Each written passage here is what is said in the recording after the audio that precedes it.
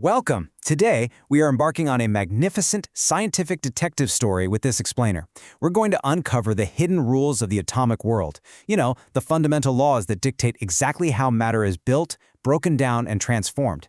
For centuries, the true nature of matter was just this profound mystery. But through careful observation and a few absolutely brilliant minds, humanity actually figured out the invisible mathematics that govern literally everything around us. It's a wild ride, so let's get into it. Okay, let's dive into this. Here is our roadmap for today. We're going on a journey from measuring everyday solids to counting invisible particles. We'll hit the law of constant mass proportions, move into multiple mass proportions, then look at gases and volume proportions, touch on Dalton's atomic theory, and finally wrap up with atomic mass and the mole. But before we get totally lost in the math, it really helps to see how this all unfolded over time. Because these complex formulas, they weren't just handed down out of nowhere, they were a series of progressive, very human discoveries. We kick things off in the late 18th century with Proust's mass laws. Then we roll right into the 19th century with heavy hitters like Dalton, Gay-Lussac, and Avogadro. Finally, we arrive in 1961, which is when the global scientific community agreed on the modern carbon-12 standard. Every single thinker on this timeline essentially stood on the shoulders of the one right before them.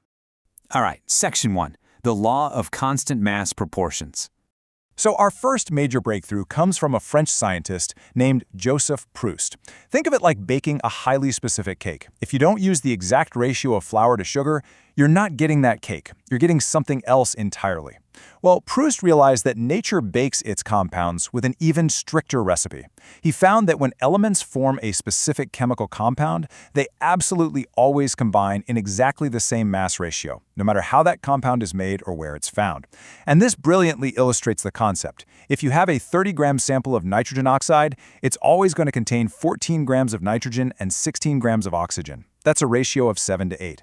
If you triple that sample to a much larger 90 grams, which is 42 grams of nitrogen and 48 of oxygen, the ratio is still exactly 7 to 8. The total size of the sample is totally irrelevant. The internal math is identical. However, nature always has a few surprises up her sleeve, doesn't she? Proust's law is pretty absolute for gases and volatile compounds, but actually not always for solids. In the early 20th century, a Russian scientist named Kurnikov discovered that certain solid metal alloys can have slightly variable ratios. For instance, in an alloy of bismuth and thallium, 1 unit of thallium might combine with anywhere from 1.24 to 1.28 units of bismuth. We call these rule-breaking solid substances Berthollides, which is a nod to Claude-Louis Berthollet, the chemist who originally argued against Proust's super strict rules. Moving right along to Section 2, the law of multiple mass proportions. Now, what's really interesting about this is what happens when the exact same elements follow more than one recipe. John Dalton analyzed two different gases made entirely of carbon and oxygen. In carbon monoxide, 3 grams of carbon binds with 4 grams of oxygen, but in carbon dioxide, that exact same 3 grams of carbon binds with 8 grams of oxygen. Notice how we kept the carbon mass perfectly constant at 3 grams, just so we could see exactly what the oxygen was doing? If you take those two varying masses of oxygen, 8 grams in the second compound divided by 4 grams in the first, you get a perfect, simple, whole number ratio of 2 to 1. Not 2.1, not 1.9, but exactly 2 to 1. This was literally a staggering revelation. It mathematically proved that elements aren't just some continuous paste. They combine in discrete, quantized chunks. The invisible world is strictly, perfectly mathematical. Because elements always combine in these exact proportional rules, Dalton and another scientist named Richter introduced this really clever concept called the chemical equivalent. Think of it as a standardized exchange rate for chemistry. The equivalent mass is the exact mass of an element that will combine with 1 mole of hydrogen atoms. You find it simply by dividing the relative atomic mass by its valency. So, for example, the equivalent mass of oxygen and water is exactly 8. Elements always trade and combine based on these standardized equivalent masses. Okay. Shifting gears a bit, Section 3, gases and volume proportions. Up to this point, we've focused heavily on solid mass. But what about swirling, expanding gases? Well, Joseph Louis Gay-Lussac discovered that at identical temperatures and pressures, gases behave with the exact same mathematical elegance as solid masses. If you react 1 volume of nitrogen gas with 3 volumes of hydrogen gas, you don't get 4 volumes of product. No, you get exactly 2 volumes of ammonia. That's a crisp 1 to 3 to 2 ratio. The same whole shebang goes for carbon monoxide and oxygen forming carbon dioxide, a super clean 2:1:2 ratio. It was beautifully simple yet profoundly mysterious. I mean, why would expanding, chaotic gases follow such neat whole number rules? The brilliant deduction that finally solved this mystery came from Amedeo Avogadro in 1811. Avogadro proposed something pretty radical. He said equal volumes of different gases, provided they're at the exact same temperature and pressure, must contain the identical number of particles. He also correctly figured out that these gases don't exist as solitary atoms, but as molecules. Those 2 volumes of water vapor Gay-Lussac observed, it's simply because 2 molecules of hydrogen are reacting with 1 molecule of oxygen to form 2 molecules of water. Volume directly equals particle count. Which brings us perfectly to Section 4, Dalton's atomic theory. So all these behavioral rules we just talked about, Proust's constant mass, Dalton's multiple proportions, Gay-Lussac's volumes, they were all pointing to a deeper physical reality. They were like shadows on the cave wall. Dalton formalized this into his famous atomic theory. He stated that matter is composed of extremely small, indivisible particles called atoms. Every single atom of a specific element is completely identical in mass and properties. When they form compounds, they lock together in simple whole number ratios. And crucially, during chemical reactions, atoms are neither created nor destroyed. They just swap partners, retaining their distinct identities. This beautifully, perfectly explains Antoine Lavoisier's law of conservation of mass.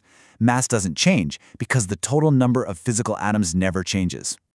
And now for the big finale. Section 5, Atomic Mass and the Mole.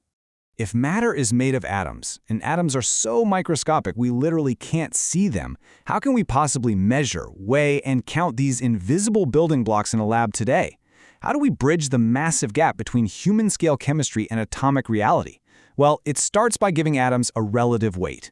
Originally, Dalton suggested comparing everything to hydrogen because it's the lightest element. But as chemistry advanced, the global scientific community realized they needed a much more precise anchor. So in 1961, an international agreement established a new standard, the carbon-12 isotope. Relative atomic mass is simply a number showing how many times heavier an atom is compared to exactly 1/12 the mass of a carbon-12 atom. It gives us a beautifully standardized, dimensionless scale to compare all elements on the periodic table. So the crucial point is how we actually connect this relative atomic scale to the macroscopic grams we weigh out on a desk. We do this using a concept called the mole. 1 mole is defined as the exact amount of a substance that contains precisely as many microscopic particles as there are atoms in exactly 12 grams of carbon-12.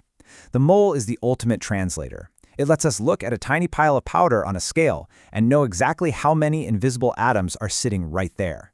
And exactly how many particles is that? Well, it is a number so staggeringly massive, it practically bends the mind. 6.022 times 10 to the 23rd power. That is 602 sextillion particles in a single mole. This is Avogadro's constant. To put that into perspective, just 18 grams of water, which is roughly a sip from a glass, contains this astronomical number of water molecules. It is mind-blowing. Let's see how this builds a completely unified system of chemistry. Because of Avogadro's constant, the mole unifies volume, mass, and particle count across totally different elements. 1 mole of any ideal gas at standard temperature and pressure takes up exactly 22.4 cubic decimeters of space.